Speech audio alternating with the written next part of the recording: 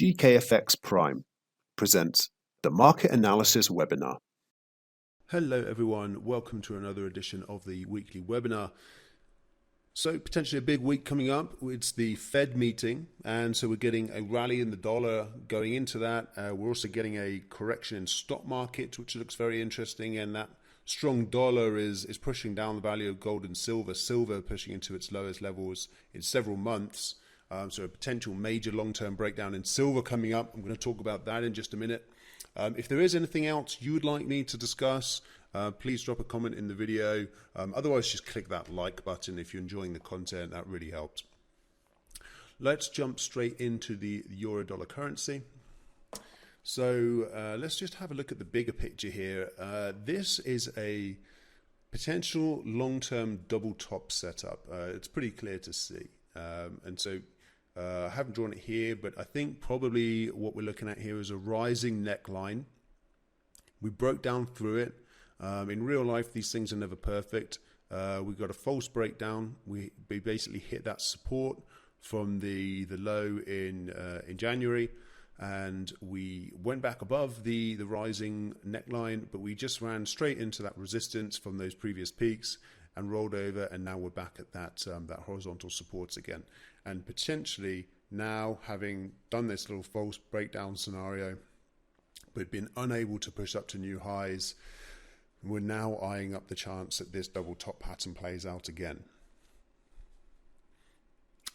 And then you can see this weakness on the daily chart here. You can see us touching these highs and just rolling over. I think one thing that was interesting and kind of proof of the weakness is that when we had this first rally off the false breakdown that I mentioned, we pulled back from the 20-day moving average, and then we put in this bullish engulfing candlestick here, rallied up to the high, and then that would have been sort of normal to pull back into that demand area.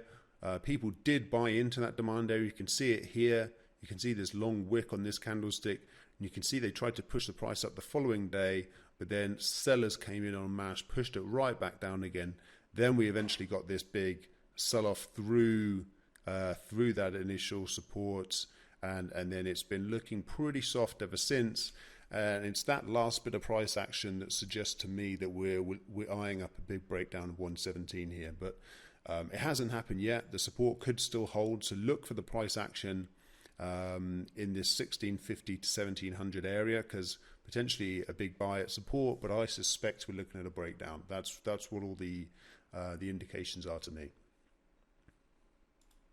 Now, not a dissimilar situation in the British pound. Drawn these trend lines in previous weeks. I think this rising trend line here best shows what the trend was and what it is now.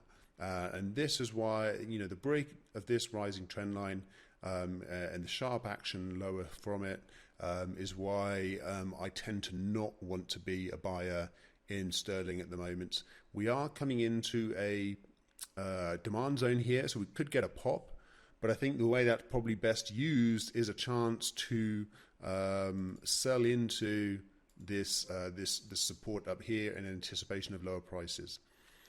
Again, we're oversold on the 4-hour RSI, which is another reason to think we probably get a short-term pop. But the way I look at this oversold level in RSI is telling us that the momentum is very weak, and that actually we want to be a seller. We don't want to be a seller when the market's oversold, but we want to see that it's oversold, wait for that pop out of oversold territory, and then look to reload our shorts. That's generally the way to approach these scenarios with the RSI, with the breakdowns of these rising trend lines in my book. And then last week, actually, we had another version of the trend line which worked pretty good to give you a second opportunity. If you take it from this low here down to this low, you can see 1, 2, bounced pretty neatly off it, and got the bounce up to 138, and then crashed down through it with that this big bearish engulfing candlestick here, which eventually took us 100 pips lower down to 137, and that's where we find ourselves. And a reminder of the bigger picture, we're part of this big long-term trading range. We're not testing the bottom of the range yet. That's at 136, but it looks like we're on the way there. We just have not been able to get through 139. 139 was resistance here. We got basically a false breakout. I think the way we can describe it now. 139 tried to break through it, just couldn't happen. Rolled over. This was a potential sign of strength because we didn't exactly break through the lows, but we came close. We rallied up, but then 1, 2, 3 times just got sold off before and lastly just above 139, and now we find ourselves 200 pips low at 137 again. It just looks to me like we're going through a period of dollar strength, major currency weakness, and it's pretty easy to find the source of that, right? We've got the Fed meeting this week, and the Fed are talking about tapering, so printing less dollars. The dollars that we have are going to be worth a bit more relative to these other currencies, where that dollar printing is still happening. Admittedly, the BOE still also looking at tapering as well. So I think the pound is probably going to fare better than the euro, but it's probably better to try and do that with euro sterling rather than the dollar. The dollar is the main feature here. The dollar is looking strong. Moving over to dollar yen. You can see on this daily chart that we've been in a pretty fixed range. We talked about it the last few weeks, 109 to sort of 110.50-ish. If I drop down to the 4-hour chart, you can see that we bounced off not the bottom of this, not quite 109, not quite the kind of longer term level, but these last lows from mid-August, we hit it to the pip. Nice kind of pin bar or hammer pattern, depending on how you like to call it. Good bullish signal off support. I mean, that's just classic technical analysis there. To the pip, hitting the support and forming a bullish Japanese candlestick pattern. And we rallied another 70 pips off it, and then eventually stopped at 110 and the previous high. So just pure. That's just textbook technical analysis there. We're pulling back from 110 at the moment. Given the whole situation, it looks like dollar strength around the Fed meeting. You can look to buy any weakness in dollar yen at firstly this little demand area here that created this last leg up, or potentially back down, even if we get a deeper sell-off, back down to these lows after this hammer pattern. That could also be a place to buy into it. I mentioned before with dollar yen, it sort of depends if we're getting a major sell-off in the stock market this week, which also looks like a possibility. I'm going to come up with that in a minute. Then actually dollar yen could sell off if it's a risk-off move in the markets. If it's just dollar strength, then you'd expect dollar yen to move higher. Right, let's move on to precious metals. Start with gold. This is the daily chart. We've been sounding the alarms ever since, touching this resistance and failing. And then we broke down through this rising trend line. It looked like, okay, I've missed the boat on the sell-off because that was such a hefty sell-off through 1800. But no, there's plenty of way to the downside since. We consolidated, and it was in this consolidation that was the time, we said at the time, but also with the benefit of hindsight, to load back up on those shorts, and the market sold off again. We're moving from 1800. We're now down at 1750. Naturally, you'd look for a move probably down towards this, where the flash crash stabilized would be the first area of support, but then naturally 1700, and then these lows from back of last year. Not last year, from March, sorry, around 1680. That's assuming this gold market continues to roll over, and obviously that makes the assumption the US dollar continues to rise, and it may not, but that's just the direction of the trend at the moment.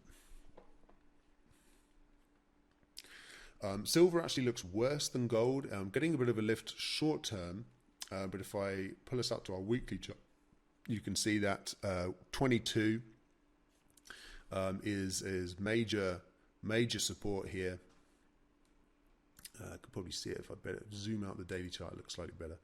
Major support at 22. We're testing that level at the moment, getting a little rebound short term, but the market's looking pretty soft, and we're below this declining trend line.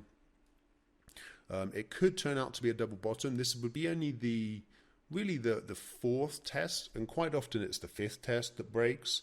So we could get a decent rally off here, back towards this rising trend line, declining trend line again.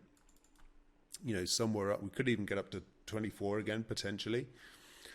But the trend is lower, and I would not be inclined yet to be buying into this as a double bottom pattern. To me, the momentum looks to the downside. Again, it's the situation where we've gone oversold on the RSI on the 4-hour chart. Don't want to be selling right when it's oversold, but probably we do want to be selling overall. Where might we do that? Well, this was the major support that was broken, which was basically 23. So if we're able to get up to 23 again, that'd be an obvious area to look at for the price to roll over again, and slightly lower from there. If I kind of zoom in the candles a bit, you can see where we had that first sell-off through the support, and when we stabilized with a few candlesticks. If we can get up to where we stabilized there, it's about 22.75. That could be the start of the opportunity to sell the market back down again.